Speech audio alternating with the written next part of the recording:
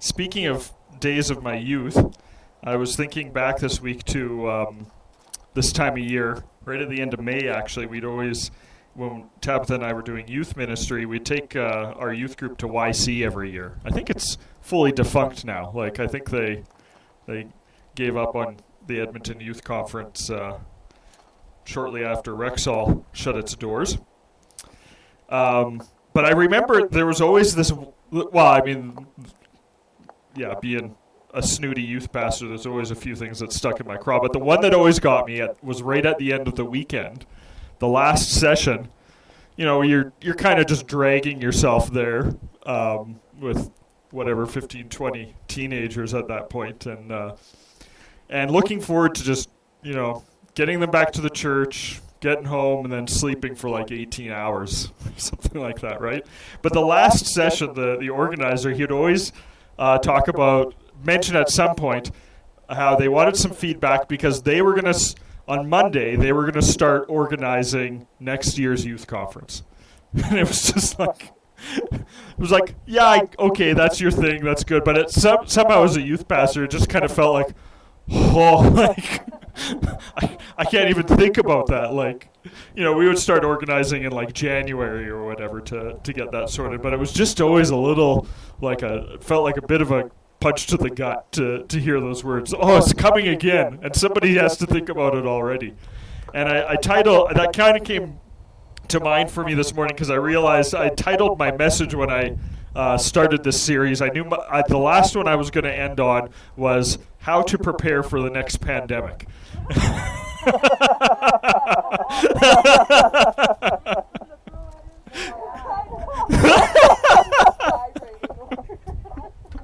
And so I kind of knew that was the emotional reaction I was going to get. That was, I anticipated that. And believe me, I kind of feel the same way.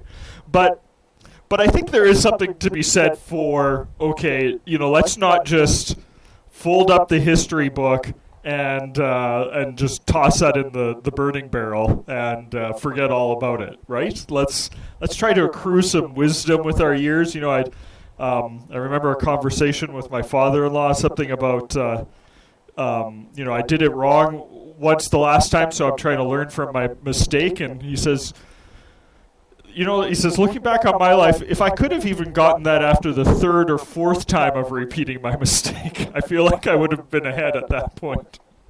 So maybe it's with optimism, but I was, you know, I thinking of books of wisdom in the Bible. I keep coming back to Ecclesiastes. It's a favorite book of mine, and one of the oft-repeated phrases in it begins, actually, the first time it comes up is in the 9th verse. It says, "What has been will be again.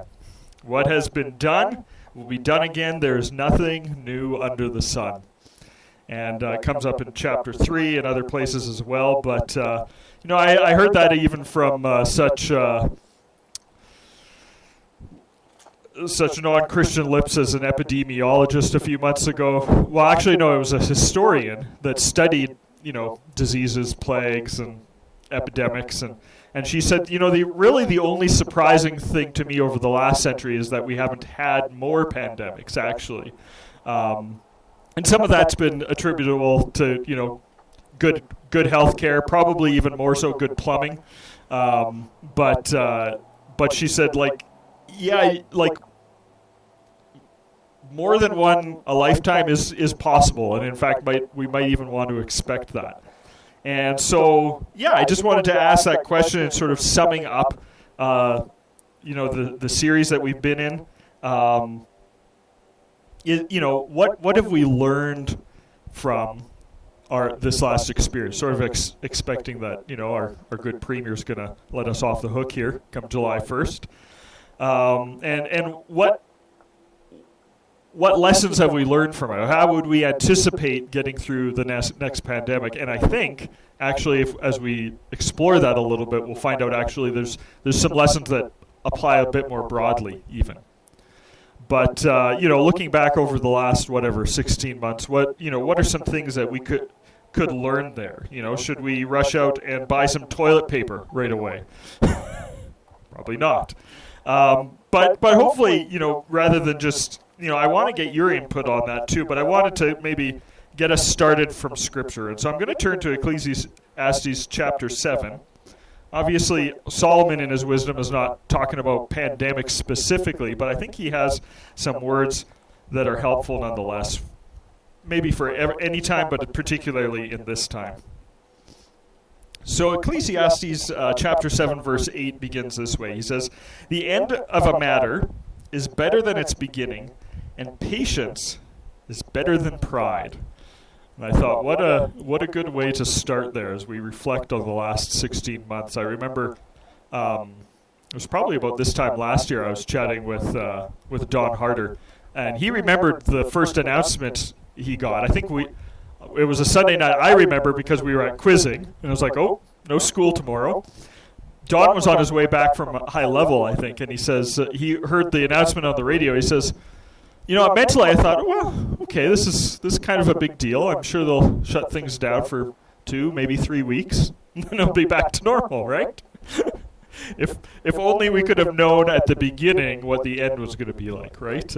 And that's kind of been an interesting learning point for me through the last year. Is like, yeah, we don't even know what 6 weeks from now is going to be like, right? It just kind of threw advanced planning out the window, and I think Solomon's speaking, even from the biblical account. You look at people like the life of Moses, or at the beginning of the Exodus. It didn't start out that well. He came up to Pharaoh, and the only real result was the doubling of the Israelites' workload.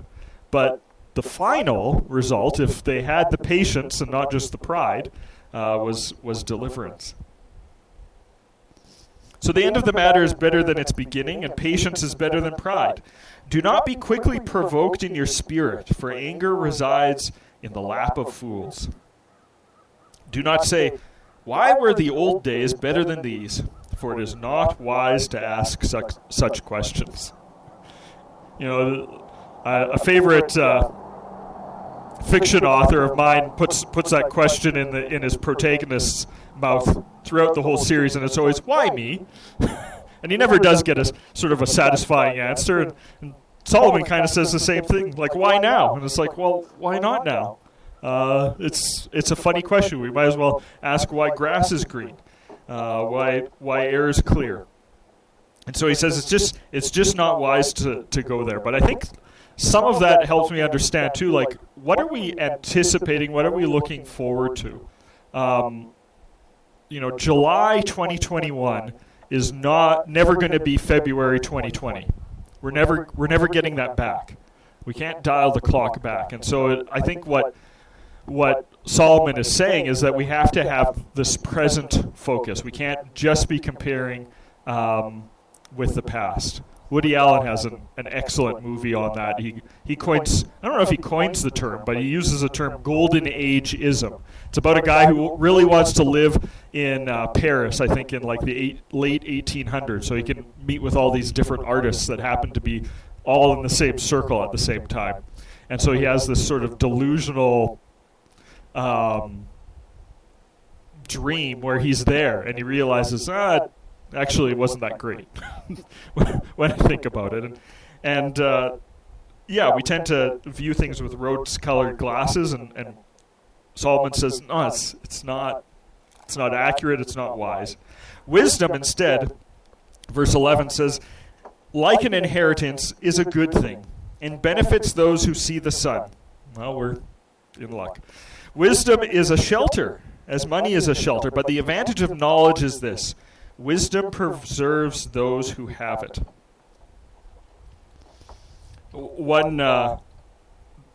There's a fair bit of scholarship that focuses on verse 11 to say it could be also translated wisdom and an inheritance is a good thing. The two working together provides shelter. And either way, I think you get at this idea that, there's some things money can buy for you, some measure of security. But he says, like, even beyond that, and Solomon talks in Ecclesiastes about the good that money can do you and protect you from things. He says, even beyond that, wisdom is something better. And so he says, consider what God has done if you want to pursue wisdom. He says, who can straighten what he has made crooked? When times are good, be happy. But when times are bad, consider this. God has made the one as well as the other. Therefore, no one can discover anything about their future.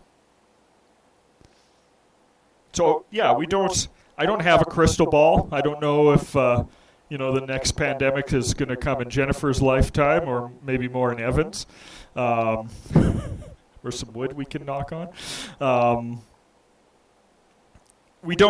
We've been through this, and yet, Solomon says, therefore, no one can discover anything about their future. We don't have a crystal ball. That's a phrase I've been using quite a bit the last year. But I like how he puts that. Who can straighten what he has made crooked? As much as we would like the past year back to redo, maybe just even with the pandemic, make better choices, or maybe we'd like it back and to omit the pandemic entirely.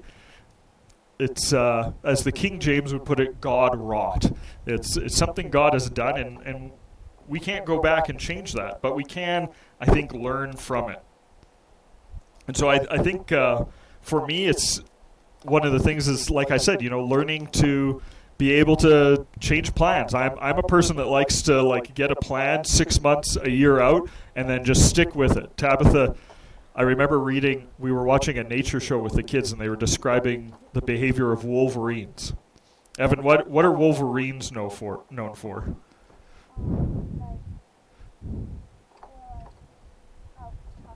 They are tough, that's for sure, yeah. And one of the things that they do, they have a really high metabolism, and so they're always moving. Like a wolverine has one of the largest ranges of any animal in North America. But the thing that they often do when they're going through dense forests is they don't care about what's in their way. If there's a rose bush, they're just going to climb over it. They're just going to keep going straight because they're going where they want to go. And Tabitha listened to that. She's like, "That's like you." You get an idea in your head and you just keep. So I think that's been my thing in the last year is I'm going to make a plan. And it's going to change in 4 weeks, and that's just I don't have enough information to plan, even that far in advance. But I wanted to ask and have a little discussion this morning. What are some of the things you guys have learned in the last 14 months? How's the pandemic affected your way of living? What's the nuggets of wisdom that maybe you've learned even against your better judgment? Any of you guys know Ben Crane's art from the Rocky Mountain House area? He's kind of like a Western cowboy poet, but he does cartooning too. But one of my favorite scenes of his is just the caption is, "The grass is always greener," and there's this Holstein with her neck 6 feet long, just straining for one piece of grass, and the barbed wire fence is just straining it, but you can see all behind her it's green pasture. But that's how we feel, right? It's oh no, I want that thing that's just on the other side of the fence, actually. I think Paul expressed it in more theological terms of the desire was awakened by the law. I didn't know I wanted it until I was told I couldn't have it, basically. As I was thinking about this, it's what did I learn through this, and what do I do with it now? Do I just, stuff it in a time capsule and, put a stake in my lawn, dig up during next epidemic? I realized, no, that's probably not wisdom either. I was listening, I'll give you a name if you want to go down a rabbit hole on YouTube this week. Guy by the name of Shaka Senghor. He's an American fellow. And incarcerated, I think, for 20 plus years. He was actually on Oprah. Is probably how I ended up finding him on Google. But spent 7.5 of that in solitary confinement. 7 years of that in solitary confinement, sort of off and on. But his longest stretch was 4.5 years in a cell by himself. And in the U.S. system, you get 1 hour outside each day for exercise, Monday to Friday. And then Saturday and Sunday, you're in your 9x6. He's just describing the conditions is kind of unimaginable to us. He says, you know why it's 9x6, because that is the minimum size allowable under the UN resolutions, where it's not considered torture. So that's what determines their cell size there. But he was recounting in one of these interviews his 4.5-year stint in solitary. And he says, a lot of people come out of prison, and like he was east side of Detroit, gang culture and things. And he said, you come out of prison and you see a lot of guys come out and like they're really jacked, they're strong, they're tough, they've been through this trying time, and they're seen as like kind of heroes. And he says, you get in there and you realize there's so much going on that is dehumanizing in there, that for every guy that comes out that you kind of look up to, there's 10 that just crumble. He says, and his epiphany in solitary, he's about 2 years in, and he's just a mess the whole first 2 years, and it just kind of occurs to him finally. He says, I'm in this little cell, I get out for an hour a day, I get a shower maybe once or twice a week. He says, there's not much I can control in my world except for my thoughts and my attitude. It says even my actions, in a lot of ways. It says, I can control that to some extent, but I'm also in a horrific environment. But he says, thoughts, attitudes, and some actions. That's what I can control. And he says, as I look at, he says, you're in solitary, but you can hear all your neighbors. And he says, I realize a lot of these guys are like me. They are breaking down. I have to do something differently at this point. And he realized, he didn't come in with a lot of resources at that point. And when you're in solitary, you're not given a lot that way either. So he had to kind of work through some means to find, he ended up in some spiritual practices of meditation and different things. But his point was kind of like, what you go in with is what you've got. What's your character is the thing that will be tested in there. It's not your possessions. It's not a whole bunch of other things. And that was kind of his takeaway from it. It was like, if you wanted to prepare for something like that, it would be entirely internal. And I thought, that's actually kind of helpful as I think about this pandemic thing. Is like, I think for a lot of us, it was a time of strain for sure, and it still is for many people. And we've heard, that it's not been great for mental health. And it's like, if there was any sort of cracks in the armor, as it were, they certainly came out in the last year or so. And so as I think about, okay, well then how do I prepare for the next pandemic? It's like, I need to live into whatever I've learned right now, actually. I need to get in practice for it to be prepared for the next time.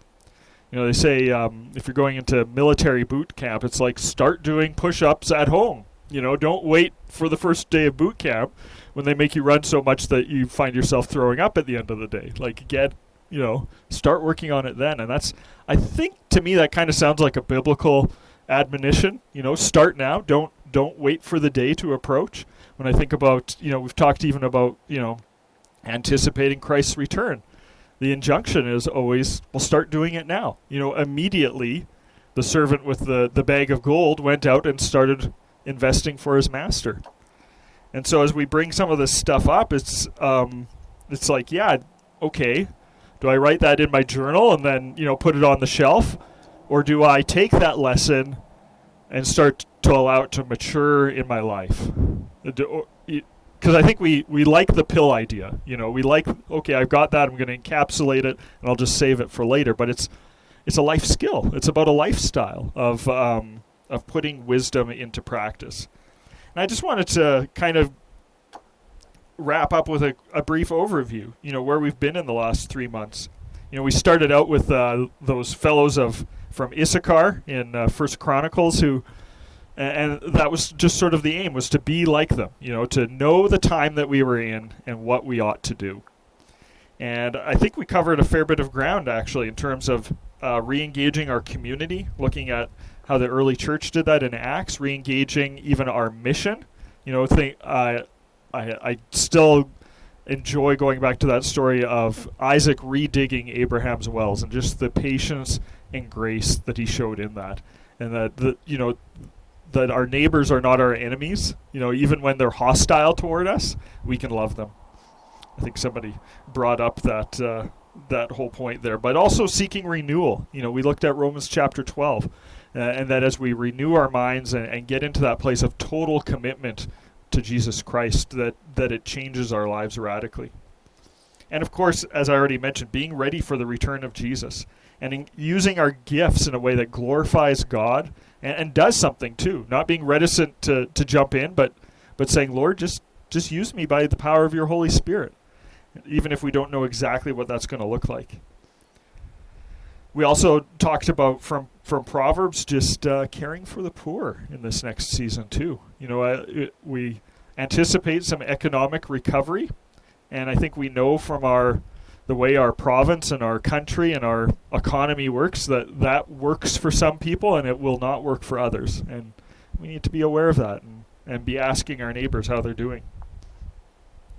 And in all of it, for some of us, it's just the joy of getting back to work as usual, as we're accustomed to, and being able to find satisfaction in it. And Solomon, we went to Ecclesiastes, he cautions us and says, yeah, there's joy and satisfaction in the way we fill our days, but our purpose is something else, actually, that we're here to glorify God. And we're not going to, as much as we want to maybe dive back into the world of work or even the social world, ultimate satisfaction is not going to be found there. And so we need to look to Jesus Christ for that.